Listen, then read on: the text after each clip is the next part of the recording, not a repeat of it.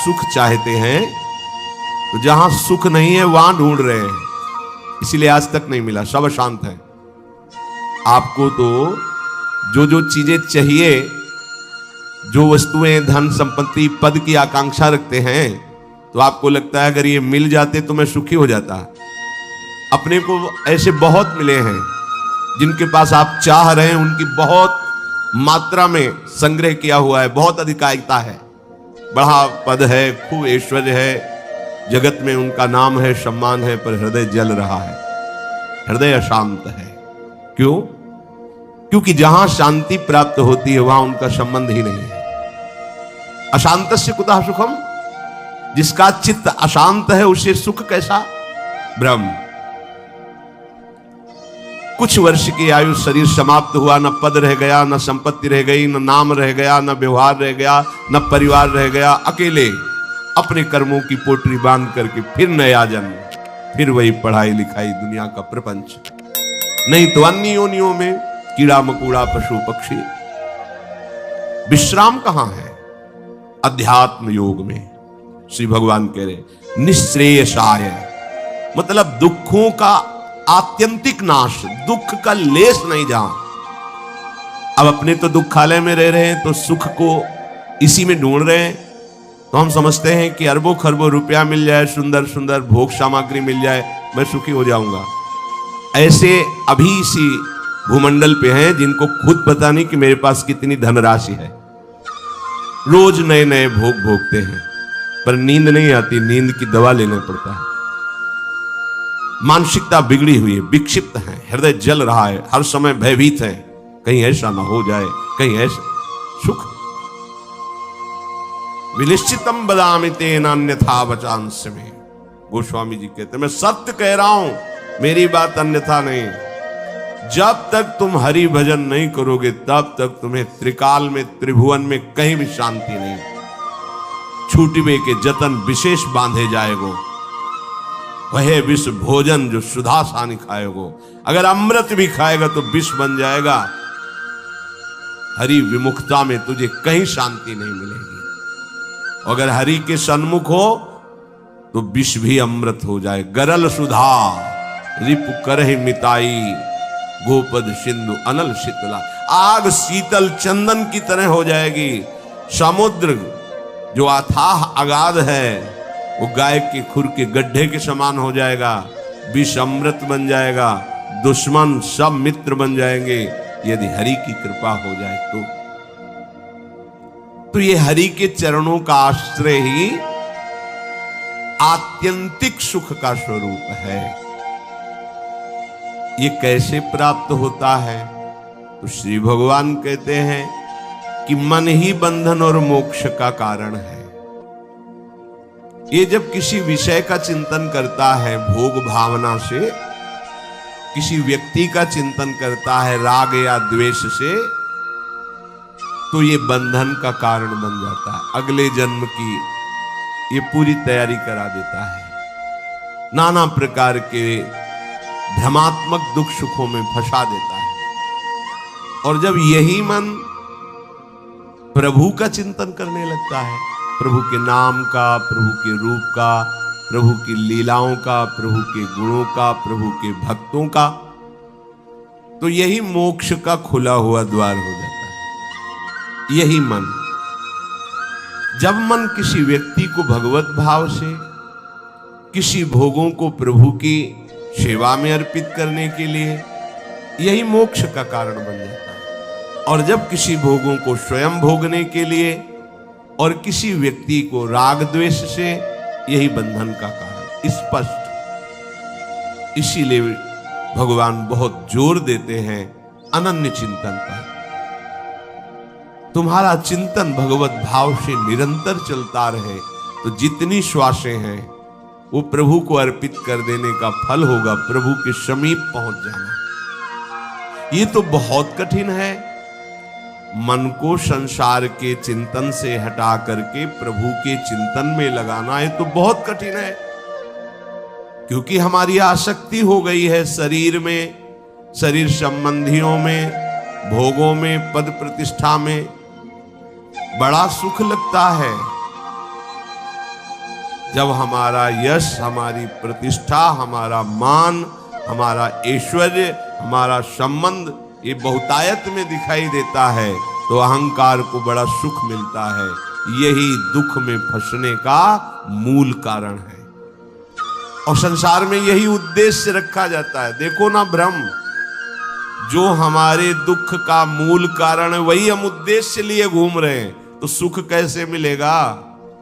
धतूरा बोओगे तो विषय खाने को मिलेगा ना, अमृत तो नहीं मिल जाएगा।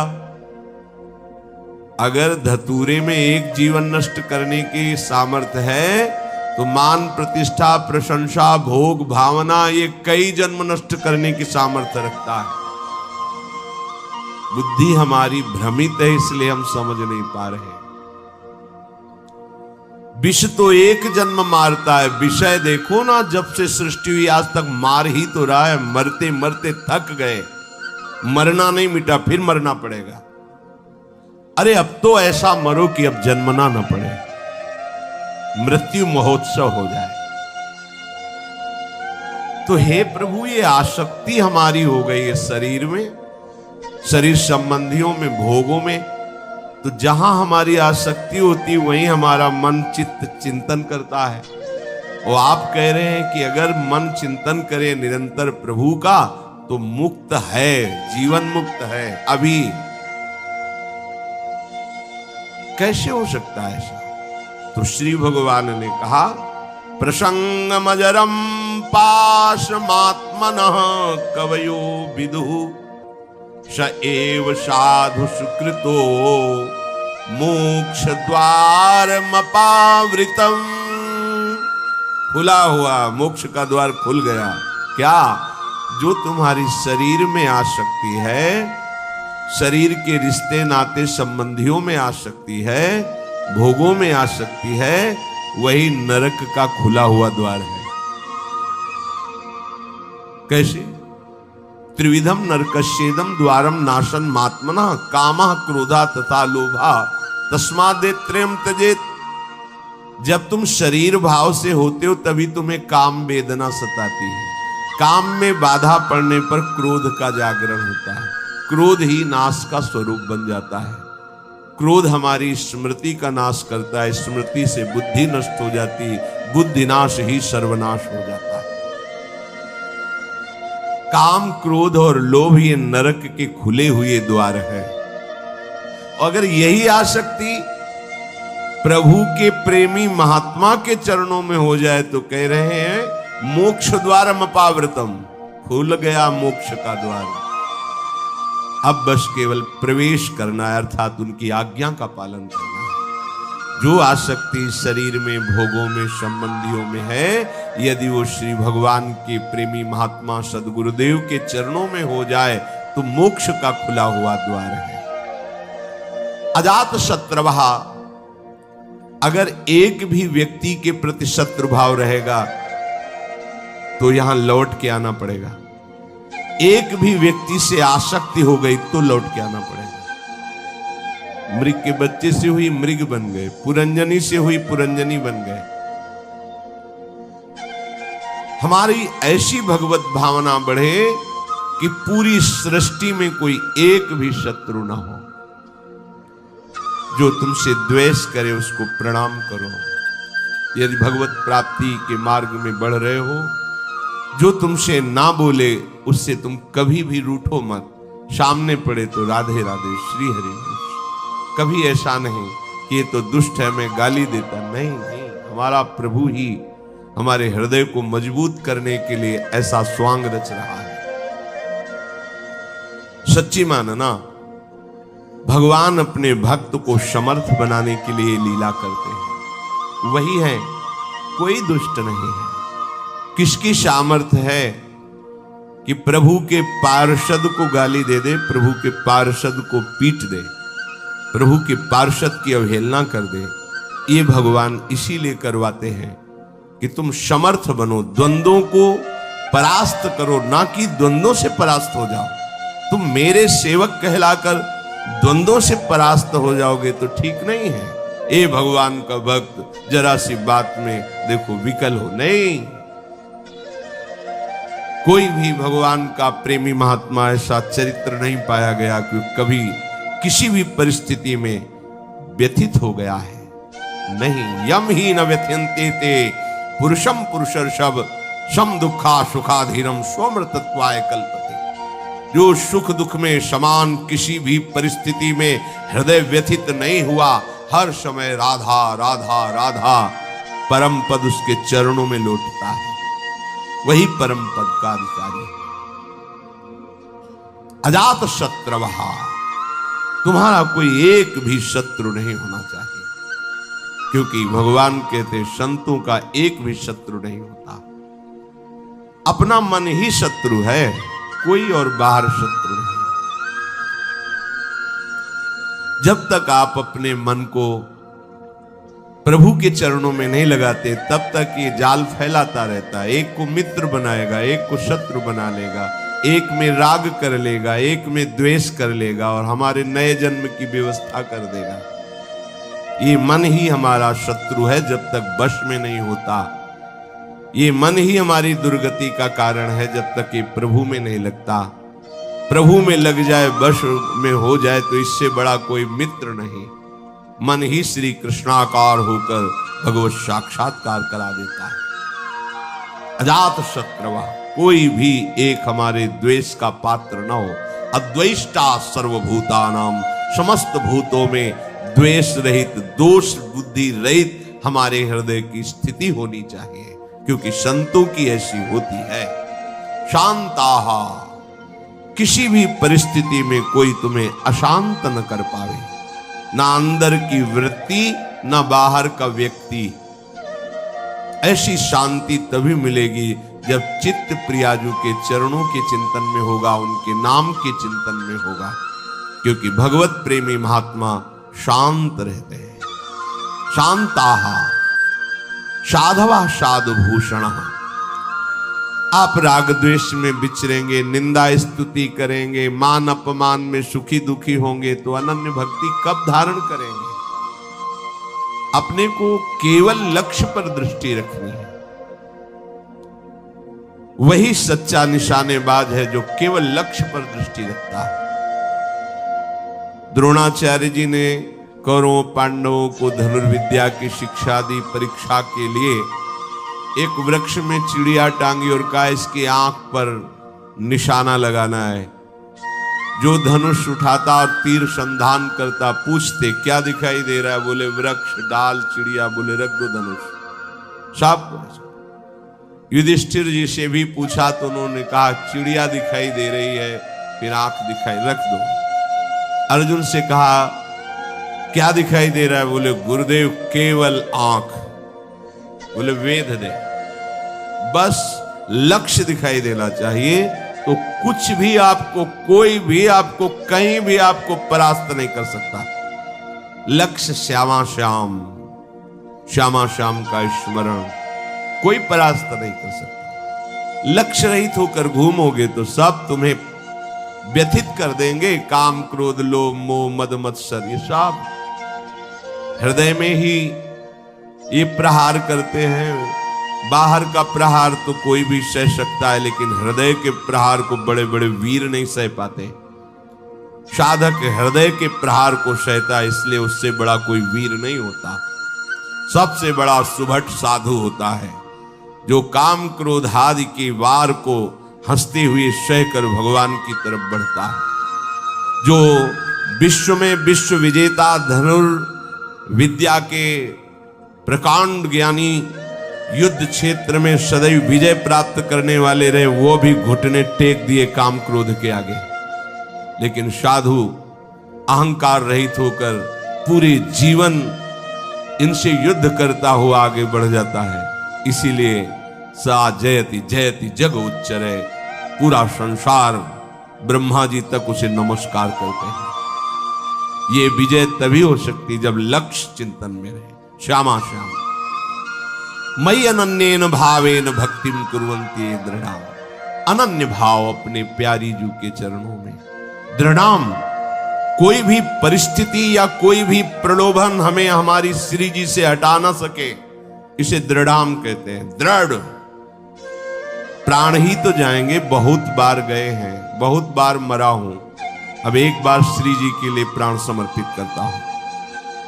चाहे जितना भयानक कष्ट दिया जाए, अपनी प्यारी जो से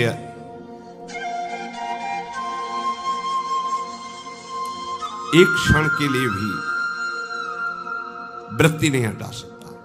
और चाहे जितना प्रलोभन दिया जाए, यश कीर्ति सम्मान प्रतिष्ठा जय जयकार, एक क्षण के लिए भी प्यारी जू से चित्तवृत्ति नहीं हटे। इसे कहते दृढ़ाम। भारी से भारी अनुकूलता और भारी से भारी प्रतिकूलता जब अपने इष्ट के चिंतन को न रोक पावे तो उसे कहते अनन्य भक्त। अनन्य भक्त बहुत बड़ी दुर्लभ स्थिति है, इससे बढ़कर कोई पद नहीं है, कोई स्थिति नहीं है। और ये वृंदावन नित्य विहार रस, ये रसिक अनन्यों का है। ये रसिक अनन्यों के नरेश श्री हिताचार्य, श्री स्वामी हरदास जी, ये सब सहचरियां प्रकट हुई हैं इस रस को प्रदान करने के लिए। ये तो अनन्यता से ही आता है रस। मत कृते त्यक्त कर्माणस त्यक्त स्वजन बांधवाहा, दो भाव इसके। मेरे लिए सारे सांसारिक कार्य छोड़कर केवल भजन, ये निवृत्ति मार्ग पर विरक्त भाव। और जो भी कर्म कर रहे हैं वो प्रभु को समर्पित करना, एक गृहस्थ प्रवृत्ति मार्ग पर, दोनों को ये करना होगा।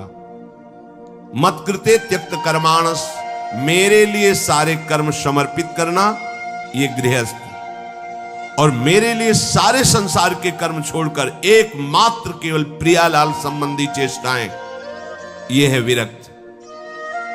नींद खुलने से लेकर सुषुप्ति गाढ़ नींद तक, चेतना से लेकर मृत्यु तक प्रियालाल के सिवा कोई कार्य नहीं करना। अपने शरीर के पोषण का भी कार्य नहीं करना। हमारे शरीर का भरण पोषण प्रियालाल से होगा। हमें जगने से लेकर सोने तक, जीने से लेकर मरने तक केवल प्रियालाल के ही संबंध के कार्य करने, अन्यथा नहीं। ना अपने तन ढकने के लिए, ना अपने शरीर पोषण के लिए, ना अपनी शरीर व्यवस्था के लिए। ये आराध्य देव का भार है, वो देखेंगे क्या पहनाना है, कैसे बैठालना है, कहां रखना है, कैसे चलाना है, इसकी चिंता नहीं। पोषण भरण न चिंत कराही, श्री हरिवंश विभव विलसाई, श्री वृंदावन की माधुरी। और गृहस्थ में धर्मयुक्त कार्य करते हुए वो कार्य प्रभु को समर्पित करना। मत कृते त्यक्त कर्माणस और त्यक्त स्वजन बांधवाहा, विरक्त के लिए किसी भी तरह से परिवार के सदस्यों से थोड़ा भी स्नेह नहीं रखना। अगर है तो केवल प्रियालाल के लिए है, प्रियालाल के संबंध के लिए है, प्रियालाल की प्रसन्नता के लिए है। हम घर में रहते हैं, पत्नी पुत्र परिवार आदि के लिए व्यापार नौकरी करते हैं, उनको सुख पहुंचाते हैं। इसका फल हो कि प्रियालाल प्रसन्न हो जाए, क्योंकि हमें ड्यूटी दी, हमें सेवा दी कि इतने परिवार का पोषण तुम करो, पर वो हम कर रहे हैं प्रियालाल के लिए, हो गया। विरक्त किसी भी तरह से अपने शरीर संबंध की वासना का पोषण न होने दे।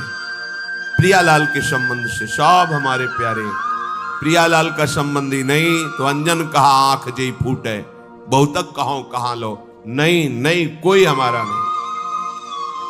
भगवान कह रहे मेरे लिए अपने स्वजन संबंधियों का त्याग कर दिया।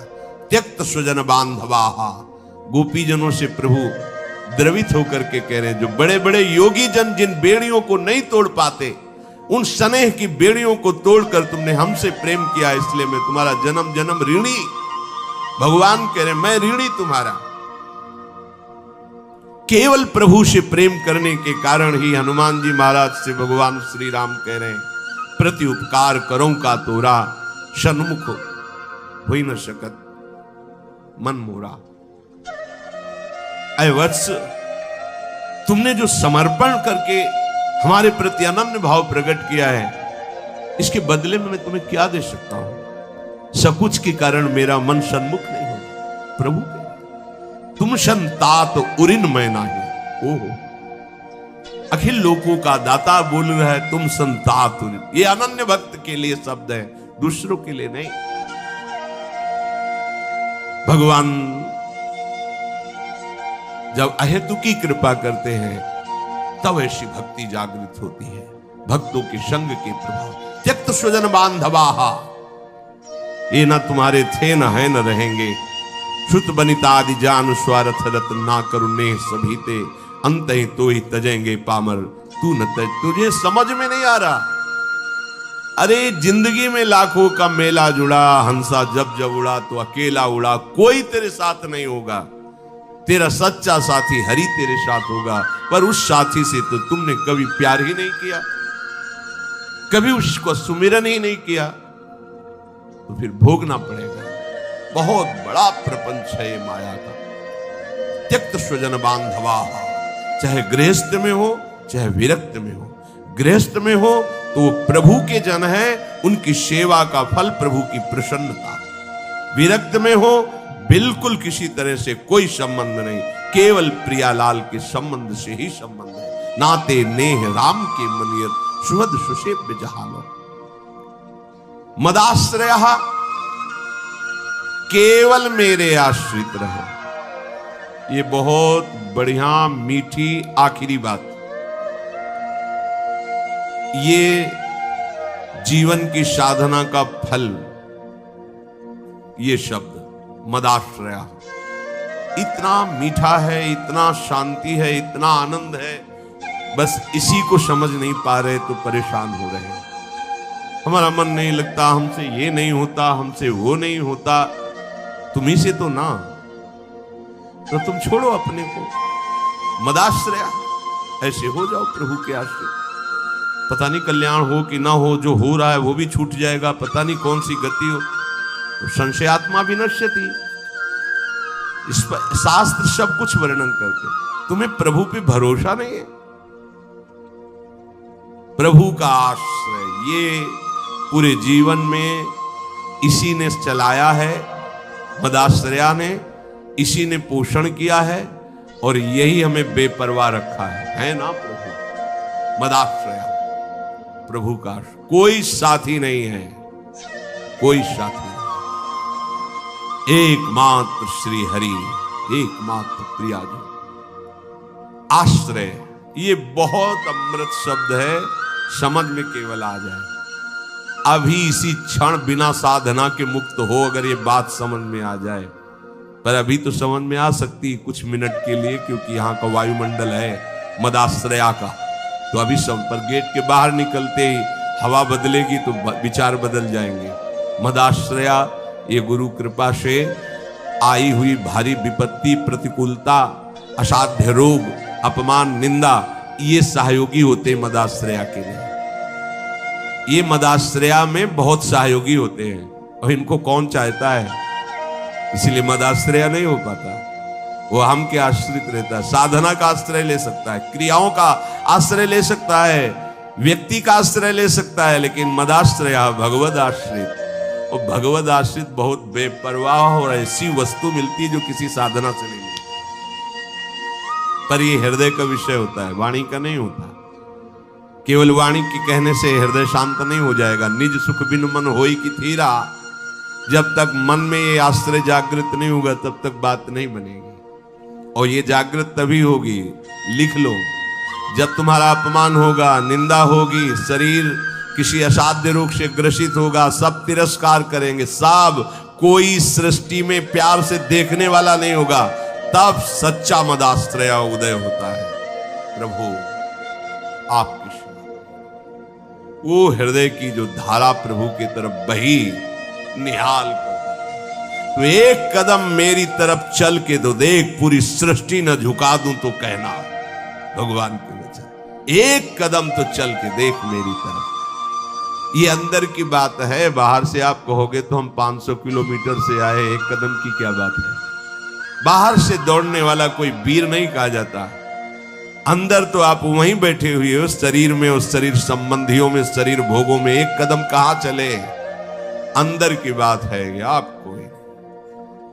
ये मदाश्रया अंतिम सांस तक हो जाए तो परम पद भी मिल जाएगी। बहुत बार बता चुके, फिर समझ लीजिए। द्रौपदी जी महान भक्ता हैं, भगवान से मिलती हैं, बात करती हैं, पर ये विपत्ति, ये दुख, ये असाध्य रोग, ये अपमान, ये निंदा, ये मदाश्रया को जागृत करता है, दूसरा नहीं, दूसरा नहीं। अभी तक पूर्ण मदाश्रया द्रौपदी जी नहीं थी, क्योंकि जब कर्ण और दुर्योधन के आदेश से दुशासन महल में प्रवेश करता है और बाल पकड़ करके अपवित्र दशा में उनको घसीटते हुए सभा में लाता है, तब एक बार भी नहीं बोली हा श्री कृष्ण। क्यों? अंदर आश्रय है। ऐसे महावीर है कि अगर भीम गदा उठा ले तो त्रिभुवन में सामने उनके टिकने वाला वीर नहीं है। अर्जुन अगर गांडीव चढ़ा ले तो किसी को भी ललकार सकते हैं, भगवत शक्ति से संपन्न है। अगर युधिष्ठिर जी भाला उठा ले तो सामने कोई महावीर भी टिकने वाला नहीं है। मेरे 5 पति हैं और सभा में परम धर्मात्मा भीष्म जी विराजमान है, जो महात्मा है। क्या उनके होते हुए ऐसा हो सकता है?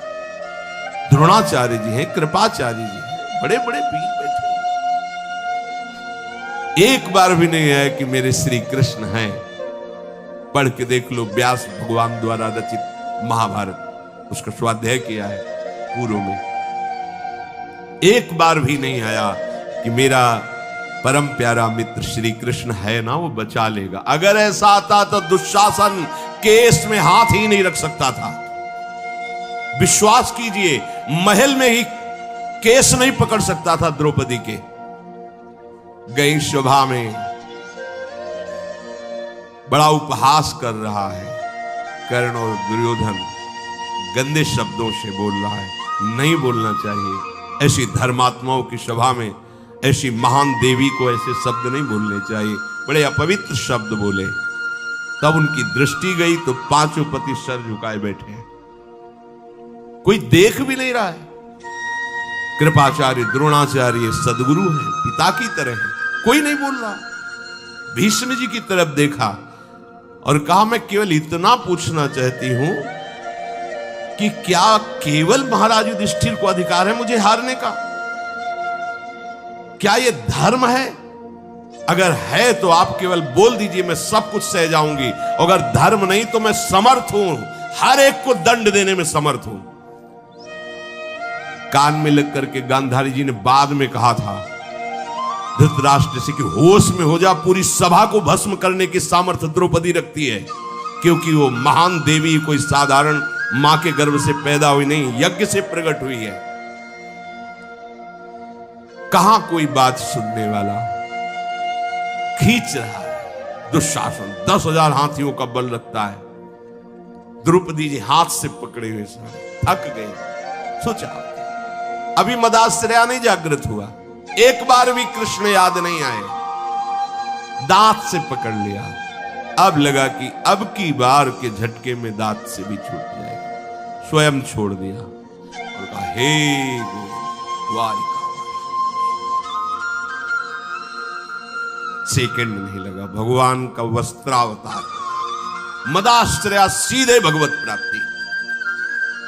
कोई भी कहीं भी कैसे, मदाश्रया के लिए शर्त नहीं है कि आप किस जन्म, किस कुल में, किस क्या कुछ, कहीं भी हो, कोई भी हो, कैसे भी हो, भगवत प्राप्ति के लिए सिद्ध बात है भगवान का आश्रय। अब जीव आश्रय लेना भी नहीं जानता, इसीलिए सत्संग भगवान देते हैं, साधु महात्माओं का संग देते हैं, जिससे तुम्हारी बुद्धि पवित्र हो और तुम भगवान का आश्रय लो। जो संत जन होते हैं वो मदाश्रया, भगवद आश्रय, ऐसे चमत्कार जीवन में प्रकट होते हैं जो भगवद आश्रित तपस्या और साधन, ये सब एक तरफ, ये बीच में ऐसे रकील खींचिए, एक तरफ मदाश्रया और एक तरफ जिस क्षण आश्रय लिया उसी क्षण से आपकी समानता करने वाला कोई नहीं रह गया। बार बार समझाने के लिए कहते हैं, जैसे बाली वैसे ही सुग्रीव, इतना भी अंतर नहीं, ना आचरण में ना बल में, किसी भी बहुत समान भाई थे लोग। और रूप भी बाली और सुग्रीव को खड़ा कर दे तो भगवान भी पहचानने में, तभी माला पहनाया था भगवान, एकदम एक रूप, एक बल, एक स्वभाव, एक गुण, दोनों ऐसे भाई थे। जब भगवान ने बाण मारा, सामने देखा कोटि कंदर्प दमनी मर्यादा पुरुषोत्तम भगवान गंभीर मुद्रा, तो हृदय में तो महान प्रीति है, बड़ा प्रसन्न है कि वैसे तो मैं इस लायक ही नहीं था, जो योगियों के ध्यान में नहीं आते हो हमारे सामने खड़े हैं, पर थोड़ा इनसे बात भी तो कर ले। तो कहा प्रभु सुन रखा है कि आप समदर्शी हो, फिर पर आज आपकी समदर्शिता दिखाई नहीं दे रही, पक्षपात दिखाई दे रहा। मेरा भाई है, पता नहीं आप जानते हैं पूर्ण रूप से कि नहीं, पर मैं जानता हूं क्योंकि साथ ही खेला हूं। मेरे आचरणों से उसके कम आचरण नहीं है, जैसा मैं वैसे ही मेरा भाई है, मैं जानता हूं। पर ये क्या, एक का पक्षपात लेके छुप के हमारी छाती में बाण मारा। मैं बैरी सुग्रीव प्यारा, क्या कारण? एक शब्द यही भगवान का था, ऐ देहाभिमानी, तूने सुन नहीं रखा था कि ये मेरी शरण में हो गया है। अभी अभी हुआ है, कोई तपस्या नहीं, कोई साधना नहीं, और हुआ कैसे? महाभागवत हनुमान जी के द्वारा कराया। बस ये मदाश्रया शब्द बहुत बड़ा है, बहुत बड़ा, बस इसका परिचय नहीं मिल पाता है। ये कैसे हूं ऐसा लगता है। हाँ अब क्या करूं, तब साधन बताया जाता है, करो, क्योंकि तुम्हारा करने में राग है। जब करते करते हार जाओगे तब फिर यही शब्द बताया जाएगा, मदाश्रया, हो जाओ भगवान के आश्रित।